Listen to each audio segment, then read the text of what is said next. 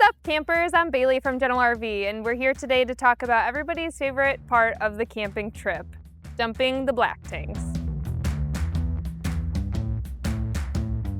The first step in dumping your tank is to gather your supplies. You'll need a sewer hose, a connector with a donut, some rubber gloves, and a bottle of hand sanitizer.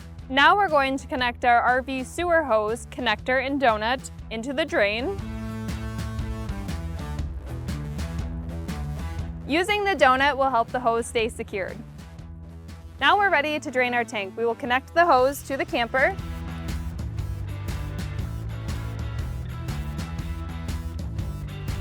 And now we're ready to drain the tank. We'll open the valve and allow the water to flow out. Sometimes you have to help the flow by lifting the hose to allow the extra water to run out. Once the waste has stopped flowing, it's time to close the valve and open the gray tank valve.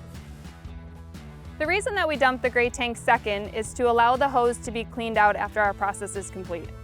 Once the gray water has stopped flowing, we close the valve. We will make sure that the hose is empty of all water, and we will disconnect the hose from the RV.